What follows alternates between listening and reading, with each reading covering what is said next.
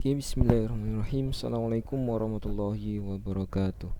Oke teman-teman, mari kita lanjutkan lagi pertemuan kita. Hari ini kita akan bahas tentang edge detection atau deteksi tepi.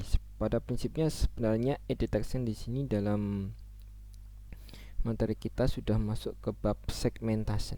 Kalau kemarin kita sudah belajar bagaimana itu pre-processing, di mana di sana dibagi menjadi ada point processing, ada mass processing. Nah, sebenarnya edge detection di sini juga merupakan mass processing, cuman juga sudah masuk segmentation. Kenapa? Karena di edge detection di situ sudah dibedakan, digunakan untuk memisahkan antara objek yang akan dievaluasi dengan backgroundnya.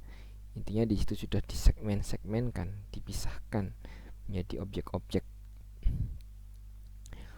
Hari ini kita masih sebenarnya masuk ke mass processing, yang tujuannya digunakan untuk mengambil tepi dari sebuah objek. Digunakan untuk apa? Kok kita perlu mengetahui tepi sebuah objek? Nah, di sini diperlukan supaya kita bisa tahu boundaries atau batas dari objek tersebut, kemudian area dari objek tersebut, sehingga nanti kita bisa lebih akurat atau lebih tepat di dalam mengevaluasi atau mengenali sebuah objek. Oke, pada prinsipnya apa sih sebenarnya edge detection di situ? Edge detection namanya adalah tepi ya. Teman-teman ketika berdiri di sebuah bukit misalkan, kapan dikatakan bahwa itu tepi dari bukit tersebut, atau misalkan di sebuah gunung gitu ya. Nah, ketika di situ ada perbedaan mencolok ketinggiannya. Nah, jadi tepi adalah sebuah perubahan nilai intensitas. Kalau di dalam image, ketinggian itu digambarkan dalam bentuk intensitasnya. Intensitas itu adalah nilai yang dimiliki oleh masing-masing pixel. Jadi ketika ada perubahan mendadak nilai dari yang kecil ke yang besar, maka di situ bisa dikatakan bahwa di titik tersebut terjadinya perbedaan tersebut itu adalah sebuah tepi. Jadi perubahan nilai intensitas yang terjadi gangguan yang terjadi secara tiba-tiba atau cepat, artinya tidak landai ini ya. Perubahannya jadi dari misalkan dari 10, 9, 8, 7, 6. Nah, ini landai. Perubahan perbedaannya landai. Tapi ketika di situ 255 kemudian di sini satunya 10, di pixel sampingnya 10, maka bisa dipastikan di situ adalah sebuah tepi atau edge, sebuah tepi. Nah, nanti tepi pun macamnya macam-macam gitu ya. Ada yang step. Nah, di situ terjadi perubahan mendadak. Kalau seperti itu mudah, simple membedakan tepi. Seperti ini simple membedakan mana sih tepi, mana yang bukan. Nah, misalkan kita berdiri di sini, maka kita bisa kita pastikan bahwa di sini adalah tepinya gitu ya. Karena di sini ada perbedaan mencolok. Kalau kita berdiri di sini bukan sebuah tepi. Atau ketika kita berdiri di sini, nah ini juga bukan sebuah tepi. Tapi ketika kita berdiri di pojoknya di sini, maka di sini kita pastikan itu adalah tepinya. Karena ada perbedaan mencolok ketinggiannya. Nah, kalau di dalam image ketinggian tersebut diterjemahkan dalam bentuk intensitas atau nilai sebuah pixel ya. Nilainya berapa gitu ya. Ada juga yang berbentuk groove. Nah, seperti ini. Jadi tidak langsung strike tegak lurus gitu enggak, tapi landai. Cukup tidak langsung, cuman di situ sudah memiliki perubahan yang cukup mencolok. Jadi tidak misalkan tidak 10, 9, 8, tapi bisa jadi misalkan 100 kemudian 80 kemudian 70 dan seterusnya. Perbedaannya cukup. Kemudian ada juga yang tepi dalam bentuk line. Ya, ketika di situ line edge ada lonjakan-lonjakan seperti ini. Nah, jadi perubahan mendadak intensitas itu disebut sebagai sebuah tepi ya. Jadi tepi sebuah objek itu pun memiliki arah. Makanya nanti kita hitung dengan menggunakan magnitude ya. Nah, di sini ada perubahan intensitasnya, di sini ada arahnya. Nah, kalau di sini cukup memiliki kemiringan ya, tidak langsung seperti step seperti ini. Nah, biasanya kalau yang seperti ini nilai contohnya yang banyak ya, nilai contohnya citra black and white. Nah, itu enak sekali tepinya karena mencolok ya. Kalau nggak nol ya satu. Nah, kalau di seperti ini, landai seperti ini atau roof edge, nah di situ memiliki gradasi atau gradien. Nah, di situ cukup susah tekniknya di dalam menentukan tepi.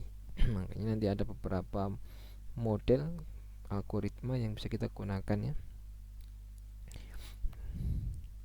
Ada 4 algoritma ya.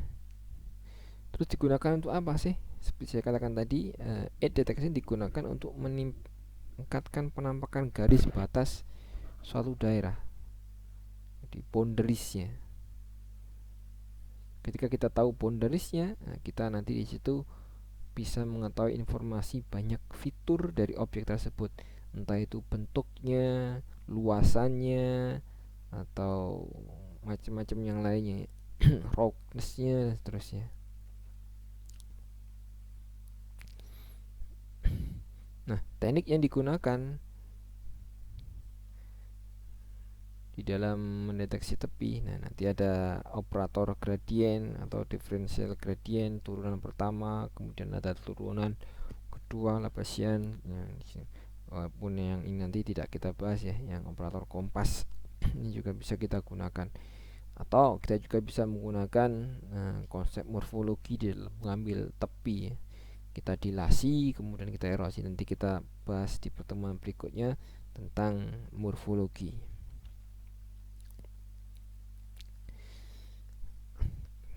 Nah, salah satu yang cukup susah di dalam menentukan tepi adalah ketika gambar tersebut seperti ini. Dia tidak langsung berubah batasnya, tapi dia berubah secara bertahap gitu ya. Tidak strike dari hitam ke putih, tapi ada keabu-abuan di sana. Nah, perubahan di sini kalau teman-teman belajar matematis, di situ kita kenal dengan diferensial ya. Kalau kebalikan dari diferensial berarti integral. Nah, diferensial turunannya digunakan untuk mencari delta df per dx, df per dy. Jadi perubahan image tersebut terhadap arah x kemudian terhadap arah y. Nah, ini contohnya kalau dari perubahan pada arah x, makanya nanti ada maskingnya, itu ada dua, masking untuk mencari arah x, tepi dari arah x kemudian mencari tepi dari arah y juga, df per dx. Kalau di sini df per dy berarti yang dievaluasi tepi dari arah dy. Kemudian kalau tepinya di situ agak serong, maka di situ gunakan dua, df per dx sama df per dy. Nah, gradiennya, direksinya nanti bisa kita cari dengan tan inverse ya, df per dx tangannya. Walaupun di sini persamaannya kelihatan rumit ya, kalau teman-teman diferensial di matematis cukup ribet. Nah, nanti prakteknya di dalam image processing tidak terlalu ribet karena kita hanya menggunakan algoritma yang sudah ada. Kemudian di situ sudah dalam bentuk nilai-nilainya seperti ini, sudah dalam bentuk matrix filter atau kernel. Nah, contohnya nanti kita hitung sebenarnya di situ ya. Proses menghitung untuk menghitung magnitudenya, gradien vektornya, banyak cara. Ada dua di sini yang bisa kita gunakan. Yang pertama di sini ya, menggunakan gradiennya, 3 persamaan di sini. Kemudian bisa juga menggunakan discrete gradient di sini, turunannya. Nah, konsep yang rumit seperti tadi setelah diturunkan, nah menggunakan turunan ditemukan persamaan-persamaan yang sangat simpel di sini. Bahwa untuk menghitung magnitudenya kita di sini ya, akar dari AC kuadrat plus AC kuadrat ini bisa kita ganti dengan bentuk absolut dari Sx dijumlahkan dengan absolut dari Sy. Absolut berarti nilainya di sini pasti positif ya, pasti positif. Yang pertama kita pelajari yaitu operator Sobel. Jadi operator Sobel operator Sobel itu nanti menggunakan Sx dan Sy di sini. Misalkan ini sebuah image dengan ukuran 3x3 ya, sesuai dengan besarnya maskingnya, Sx Sy nya ukurannya matriks Sobelnya. Nah, cara menghitung Sx sama Sy cukup sederhana. Dengan sebenarnya turunan tadi kita turunkan menjadi sebuah matriks seperti ini ya. Nah, kalau kita gunakan menghitung cukup sederhana. Untuk mencari Sx sama Sy-nya di sini A2.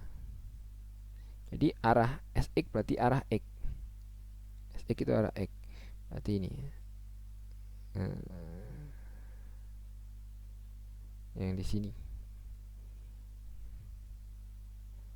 Untuk menghitung arah X, arah vertikal yang ada nilainya. Untuk menghitung arah Y yang horizontal di sini.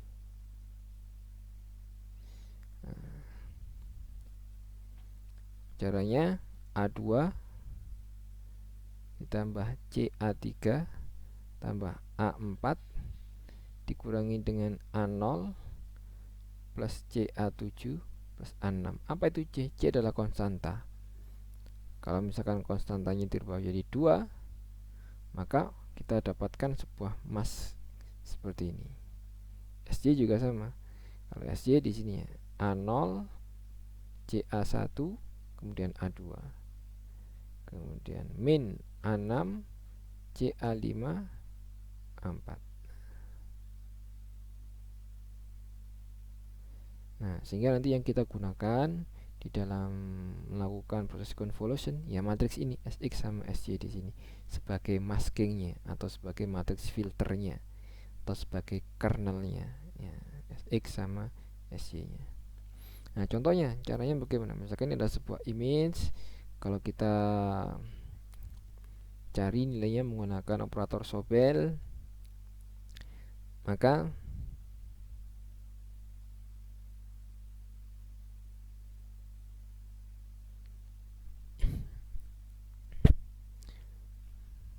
tadi matriksnya ukuran 3x3 ya. Nah, ini diambil yang pertama. Berarti pixel yang dihitung adalah yang di sini, yang di tengah, yang di originnya, titik originnya. Berarti ada problem at the border di sini. Kemarin sudah kita bahas bagaimana caranya ketika melakukan konvolusi, ada problem untuk border, bisa kita abaikan, bisa kita juga atasi dengan menggunakan teknik-teknik tertentu, mirroring dan seterusnya. Nah, karena titik origin di sini, makanya nanti hasilnya ada di sini. Bagaimana cara menghitungnya? Kok bisa dapat 18? Tadi kita lihat Sx di situ matriksnya adalah ya min 1, min 2, min 1. Nah, ini 3 dikalikan dengan min 1, 2 dengan min 2, kemudian 3 dengan min 1. Min 1, min 2, min 1. Nah, di sini. Kemudian ini sebenarnya dihitung juga 0 dikalikan dengan berapa? Tapi 0 kalikan 4, 0 kalikan 1, 0 kalikan 5. Cuman karena pasti sudah kita ketahui kalau dikalikan 0 kan hasilnya 0, maka tidak usah dimasukkan. Langsung di sini 2 dikalikan dengan 1, kemudian 6 dikalikan dengan 2, dan 7 dikalikan dengan 1. Jadi dikalikan dengan matriksnya ini ya, pada posisi yang sama. Nah, sebenarnya ini teknik korelasi ya. Kalau kemarin kita pelajari di konvolusi dan korelasi, kalau korelasi itu kan pada posisi yang sama ya. Cuman seringkali disebut sebagai konvolusi. Kemudian dihitung, nah, hasilnya Sx 11 hasilnya. Kemudian Sj juga sama, pada posisi yang sama di sini dikalikan dengan matriks yang di sini. 121 pada arah row-nya, barisnya 1, 3 kalikan 1, 4 kalikan 2, kemudian 2 kalikan 1. Kemudian yang ini sebenarnya dikalikan juga, cuma dikalikan 0 sama seperti tadi, karena nilainya yang ada di tengah ini 0 semuanya, maka tidak dihitung atau sama dengan 0 ya. Langsung di sini 3 dikalikan 1 min 1 ya, 3 kalikan min 1, 5 kalikan dengan min 2, kemudian 7 dikalikan dengan min 1. Nah, sehingga kita dapatkan kalau kita hitung ini totalnya min 7. Kemudian kok bisa dapat 14? 11 ditambah dengan min 7. Ingat, nilainya diabsolutkan. Nah, ini Sx ditambahkan dengan absolut Sj. Jadi apapun nilainya, negatif atau positif, dirubah menjadi positif semuanya, absolut. Sehingga hasilnya 18. Nah, hasilnya pada titik originnya di sini nilainya 18. Nah, sedangkan pada operator private prinsipnya sama persis dengan Sobel tadi. Cuman nilainya aja yang min 2 sama 2 tadi dirubah menjadi min 1 ya nilainya. Nah, tekniknya juga sama persis seperti tadi. Nah, kalau Robert sedikit berbeda. Kalau Robert di sini dia matriksnya 2 kali 2. Jadi di sini kalau kita gunakan matriks 2 kali 2 tidak ada problem at the border ya. Nah, operator Robert ini disebut sebagai operator silang ya, dalam arah X dan Y. Prinsipnya menghitungnya pun sama seperti tadi. Contohnya yang di sini. Operator Robert ini ya, operator Robert 1 min 1 0 0 di sini. Ada R minnya 0 0 1 1. Sama juga hasilnya nanti magnitudenya diabsolutkan. R plus R minnya diabsolutkan. Sehingga kalau misalkan pada titik ini ya, kita hitung 0,0, berarti ini yang dihitung. Titik originnya di pojok ini. Kebetulan sebenarnya titik origin bisa kita tentukan, cuman secara defaultnya dia pada pojok kiri atas kalau Sobel. Jadi titik originnya di sini ya. Kalau yang ganjil seperti ini kan enak, titik originnya pasti di tengah ya, titik originnya pasti di tengah. Tapi kalau genap seperti ini, nah ini titik originnya bisa kita tentukan sebenarnya. Nah, di sini tentukan di sini pada contoh ini ya. Nah, titik originnya di sini f aksen 00, berarti posisi di sini. Nah, ngitungnya gimana? Tadi dikalikan dengan 1 min 1 0 0. Berarti 1 min 1, berarti 4 dikalikan dengan 1, 1 dikalikan dengan min 1. Ini dikalikan dengan 0, dikalikan dengan 0. Itu jumlahkan semuanya. Berarti tinggal 4 min 1. Kemudian diabsolutkan. Dan kemudian kalau yang berikutnya dijumlahkan dengan ini 0 0 min 1 1. Nah, di sini berarti min 1 kali 1. Ini min 1, di sini 1. Berarti 5 kalikan 1, 2 dikalikan dengan min 1. Nah, 5 min 2. Ini diabsolutkan. 4 min 1 hasilnya 3, 5 min 2 juga 3, 6. Hasilnya ditaruh di titik originnya. Begitu seterusnya dilakukan konvolusi ya. Turun, ganti sini.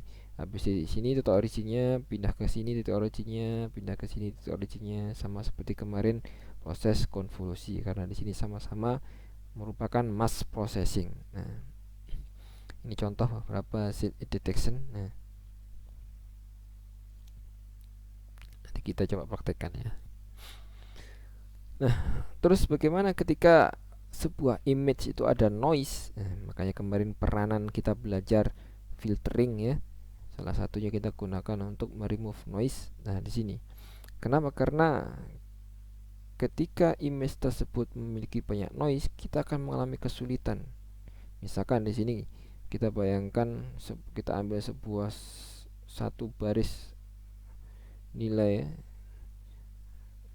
satu baris atau satu kolom nilainya. Pada satu baris kolom tersebut kita kemudian uh, gambarkan dalam sebuah signal. Nah, kalau kita ambil sebagian kecil, ini kan diferensial itu kan sebagian kecil ya, sebagian kecil, maka kita akan kesusahan. Kalau bentuknya seperti ini, kita akan mengalami kesusahan dalam menentukan di mana tepinya di sini. Nah, di mana sebenarnya tepinya di sini. Makanya di sini kita membutuhkan sebuah proses. Kita smooth terlebih dahulu. Misalkan di sini signalnya tadi yang kita ambil dari image-nya, kemudian kita gunakan kernel. Kernel itu ya berarti matriks konvolusinya ya. Konvolusinya. Kemudian kernel di sini kita konvolusikan dengan image-nya tadi. Nah, sehingga hasilnya lebih smooth. Lebih smooth. Kemarin ingat salah satu efek dari penerapan filter itu adalah mensmoothkan sebuah image ya, contohnya di sini.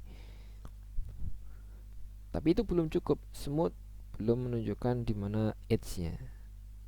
Baru hasilnya kita diferensialkan. Nah, di mana tepinya? Where is edge? Nah, di sini adalah tepinya. Pada puncaknya ya. Kita lihat pada puncaknya itu adalah tepi sebuah pikselnya. Itu kalau menggunakan gradient, artinya diferensial, first diferensial, turunan pertama ya, turunan pertama.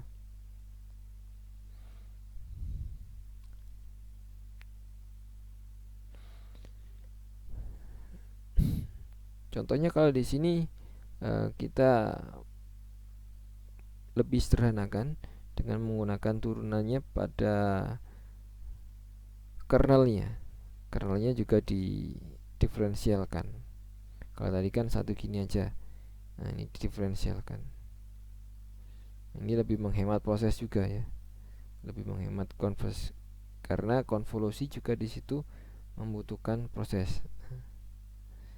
Nah, dengan seperti ini juga bisa tetap ya kita dapatkan sebuah tepi di sini sama. Cuman secara algoritma di sini jalannya bisa lebih cepat. Kemudian teknik yang kedua di dalam menentukan tepi, kalau tadi turunan pertama, nah ini turunan kedua. Nah, ini juga diterapkan, turun keduanya terapkan juga pada kernelnya. Nah, sehingga bentuk kernelnya seperti ini misalkan. Signalnya tetap inputnya, ini anggap aja sebagai image dalam bentuk sinyal inputnya. Nah, inilah disebut sebagai Laplacian atau Laplacian of Gaussian operator. Nanti ini diterapkan langsung dalam Kenny It Detector. Nah, kalau seperti ini di mana tepinya?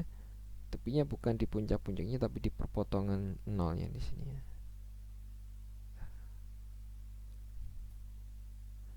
Zero crossing of bottom crabs.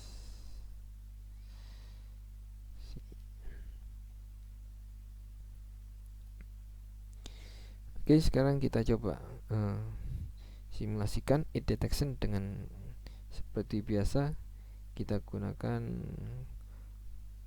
Colab, Google Colab.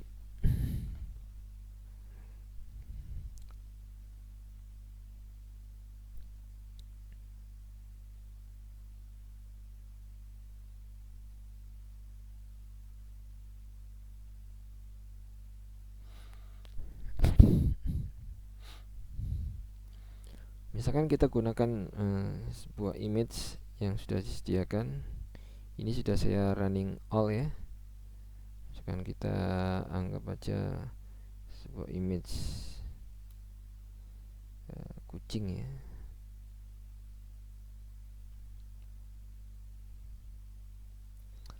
Saya sediakan di SK image.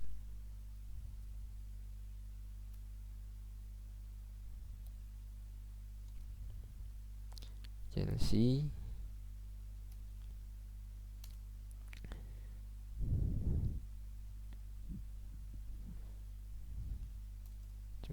coba kita tampilkan terlebih dahulu. Seperti biasa kita gunakan matplotlib yang sudah kita definisikan di atas ya. Jadi tidak kita definisikan di sini, tapi di atas sudah ada. Jadi tinggal kita gunakan. Kemudian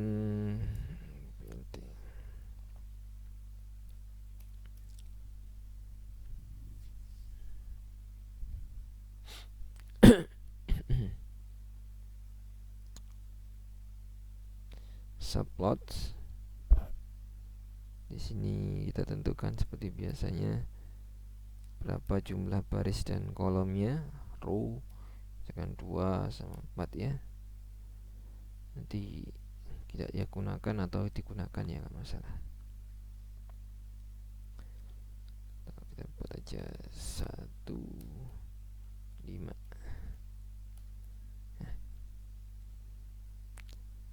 Sehingga kita tata ke samping semuanya. Ukurannya kita buat fix size nya sama seperti yang lainnya.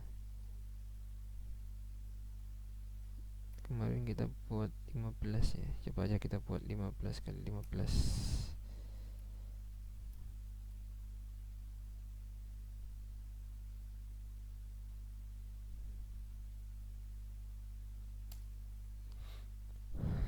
Kemudian pada AX yang pertama kita gunakan untuk menimpilkan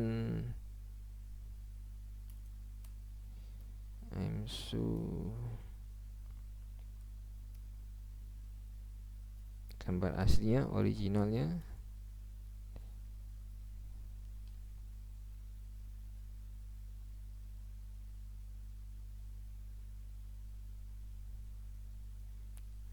Kalau kita coba tampilkan,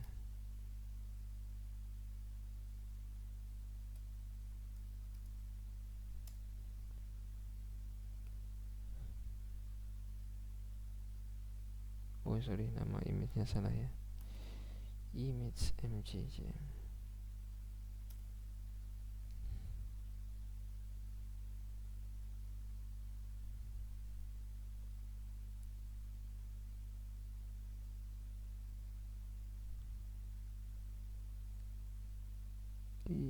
Too many in this array 1 dimensional.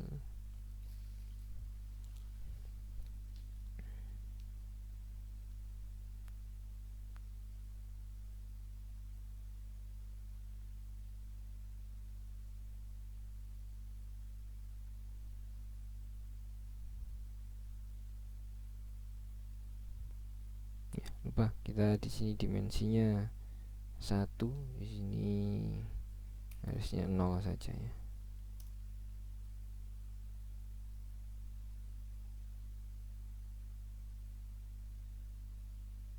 Nah, ini gambar Chelsea-nya. Ini kita kecilkan aja.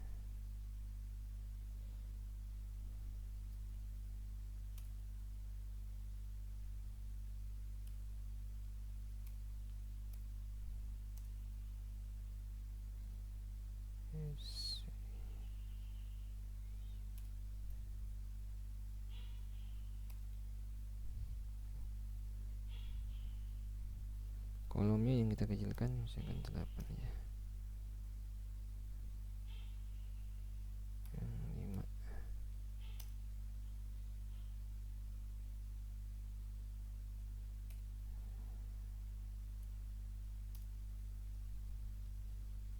Nah, misalkan segini. Nah, ini citra aslinya, gambar sebuah kucing. Kemudian sekarang coba kita kasih noise. Bagaimana sebenarnya efeknya? Kemarin kita sudah belajar memberikan noise pada sebuah image. Bagaimana efeknya kalau misalkan gambar tersebut kita berikan noise ya. Kemudian kita add detection. Nanti supaya kita tahu perbedaannya gimana gambar setelah kita kasih noise dengan gambar yang tidak ada noise-nya. Misalkan kita namakan aja image dengan noise-nya noise GM.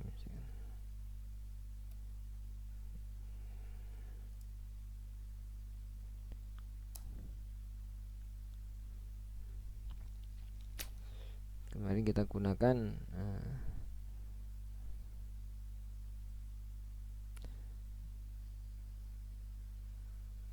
sebelumnya kita rubah dulu aja menjadi, karena nanti ada hubungannya dengan dimensi ya. Dimensi karena edge detection itu biasanya diterapkan pada citra grayscale. Biar tidak kerepotan, di akhirnya kita rubah aja dulu menjadi citra gray, baru kita kasih noise. Misalkan kita rubah menjadi citra gray,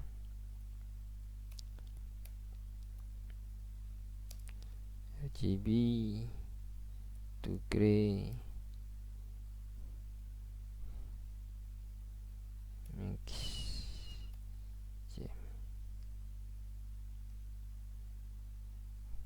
bisa kita tampilkan di sebelahnya.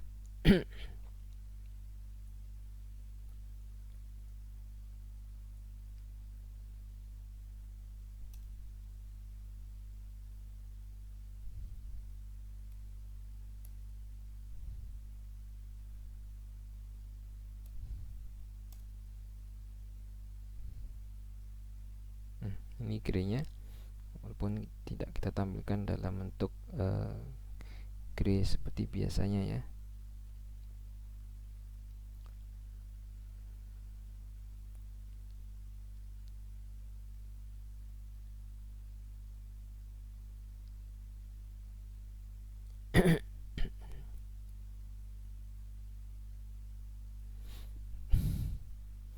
Ini satu layer. Kemudian sekarang baru kita kasih noise, sama seperti yang sebelumnya kita gunakan function util ya.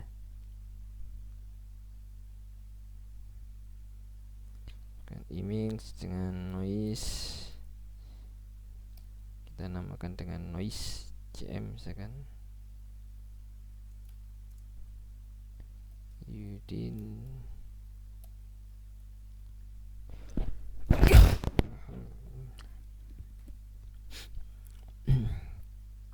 random noise. Kemudian kita kasih noise-nya itu aja, salt and pepper, sama seperti kemarin. Ini yang kita mau kasih noise, image yang gray aja. Kemudian kita kasih noise, modenya salt and pepper.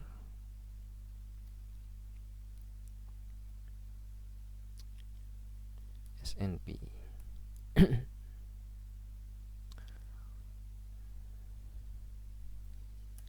Kalau kita tampilkan lagi di sini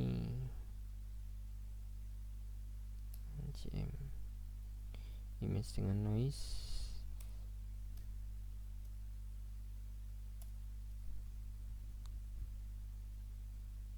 Nah, di sini kita lihat image-nya sudah banyak noise-nya ya.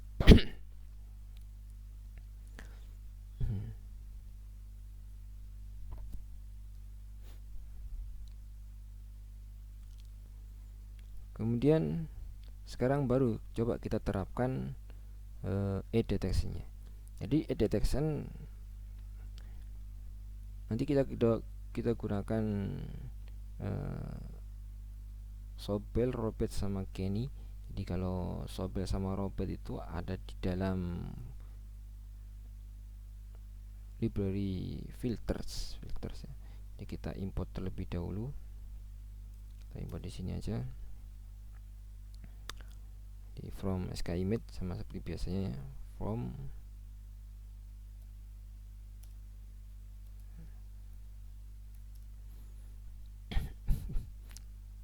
dari skimage kita import filter.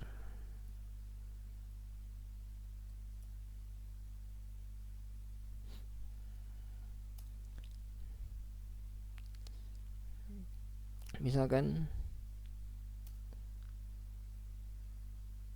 yang noise tadi, kalau kita kenakan detection terlangsung secara langsung image, misalkan image dengan noise kita detection DCM misalkan. Nah,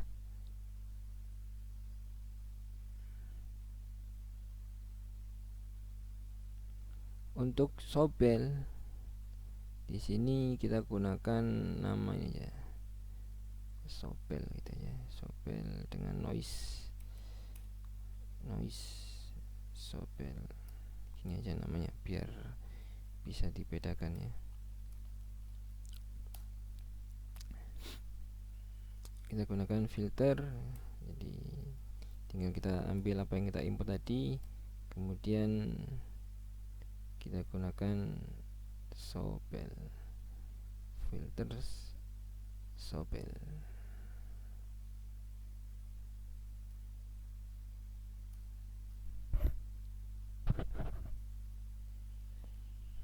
Tidak keluar karena belum kita running ya. Coba yang kita kasih noise itu kita image NCM. Kita coba tampilkan.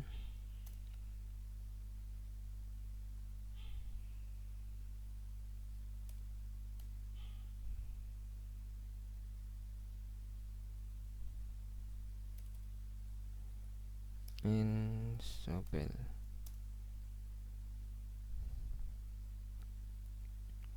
Nah, tepinya sangat jelek ya. Berbeda kalau misalkan kita terapkan pada citra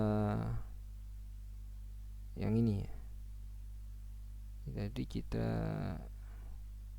sebelum di noise ini GCM.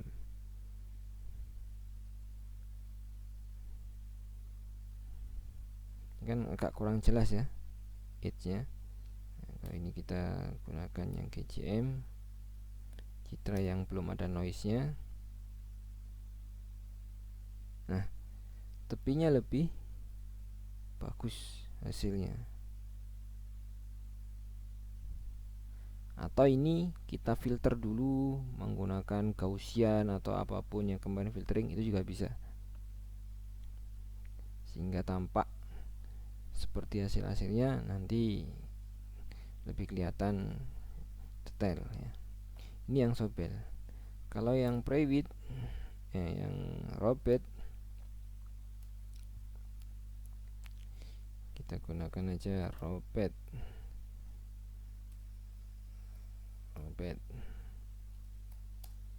Ini nama aja ya, menggunakannya di sini. Terus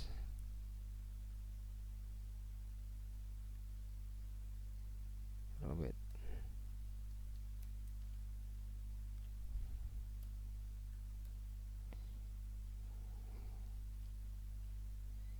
Ini juga yang kita terapkan pada yang sudah bersih aja. Jadi kalau masih ada noise-nya di situ jelek hasilnya ya.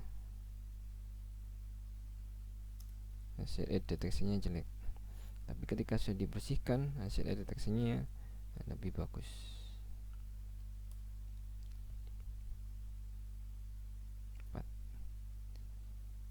Di sini Robert.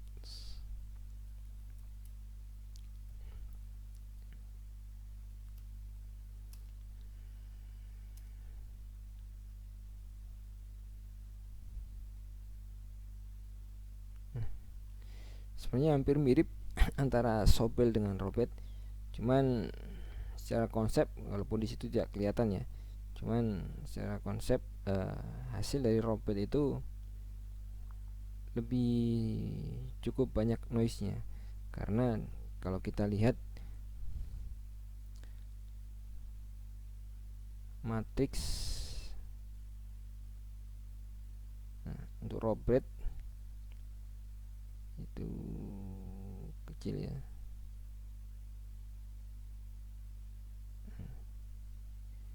jadi lebih bisa membedakan Sobel. Ini Sobel.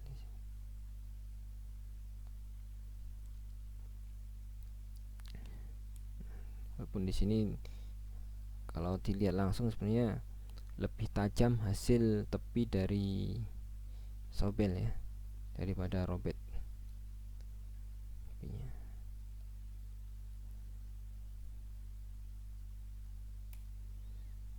Kita ubah jadi 8.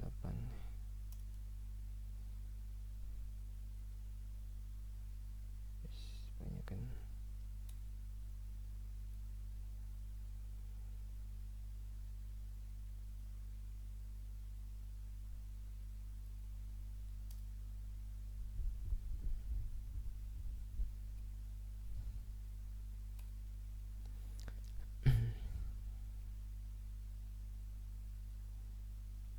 Empat saja. Di sini kita ubah 2.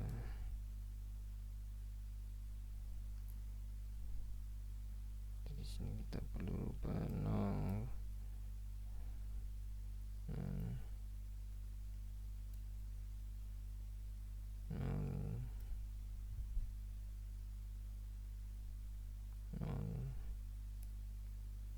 Kemudian ini 1,0.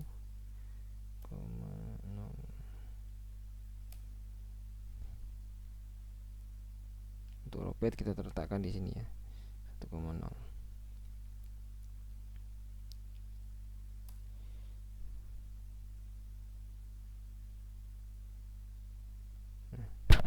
Menjadi Robert, ini Sobel. Kita coba model yang lainnya.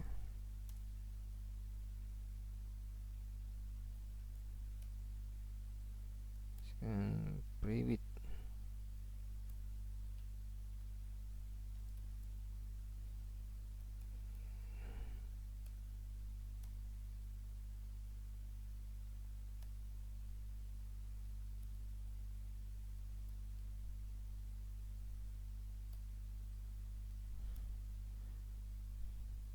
Pada image yang sama juga. Kemudian kita tampilkan di sebelahnya Robert.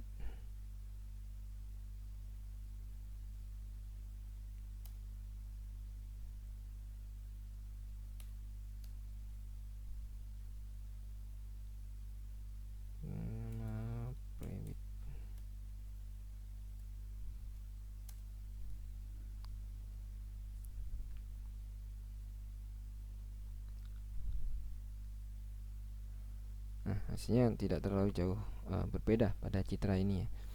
Nanti efeknya bisa macam-macam perbedaannya ya, kalau misalkan tergantung jenis citranya. Jadi Private lebih mirip dengan Sobel ya, walaupun lebih tajam Sobelnya.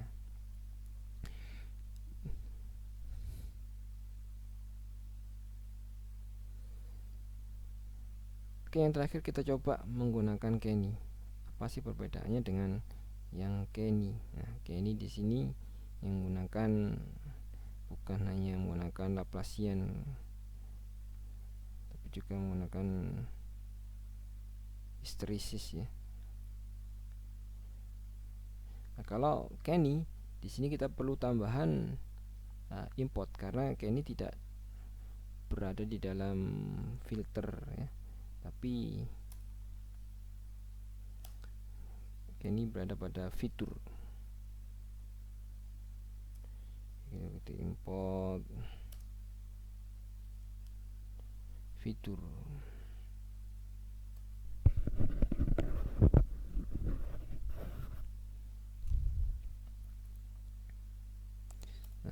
kita gunakan Kenny.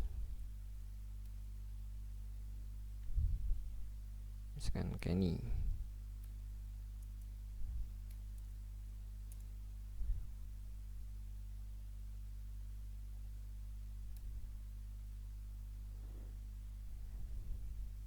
Fitur di sini kita panggil Kenny. Image-nya kita gunakan yang sama dulu aja.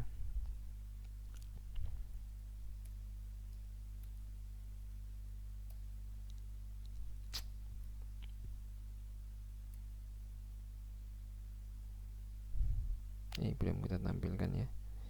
Kita tampilkan di sini.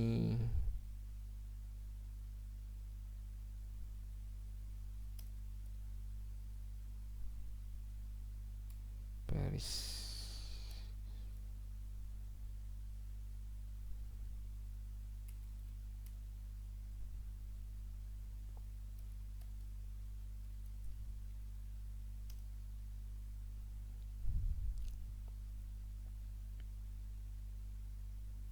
Nah,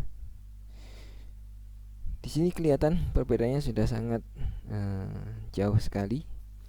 Jadi intinya ketika tadi turunan kedua, turunan pertama, di sini tepi yang didapatkan itu masih tebal, lebih dari 1 piksel.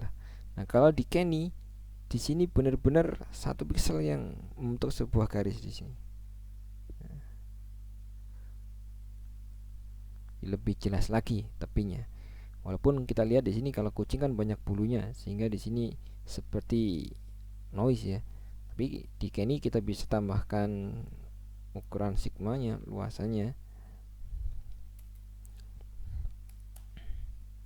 sehingga hasilnya tepinya kita benar-benar dapatkan boundariesnya ya. Sigma misalkan kita tambahkan sigma sama dengan 2.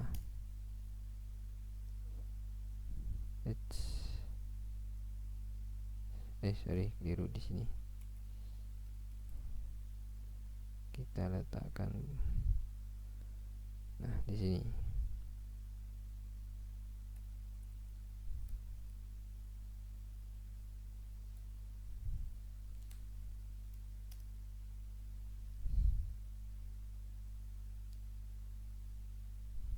Nah, kalau kita lihat hasilnya jauh lebih jernih ya. Nah,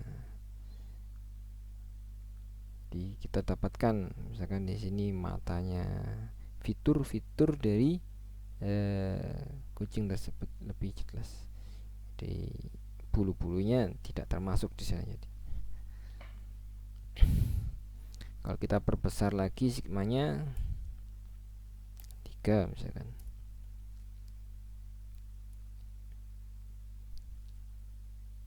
Nah, lebih jelas lagi ya.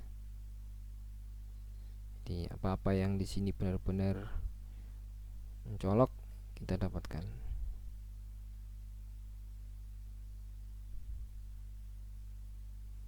Pertama di sini kalau kita lihat gambarnya, mata dan hidung ini cukup mencolok ya.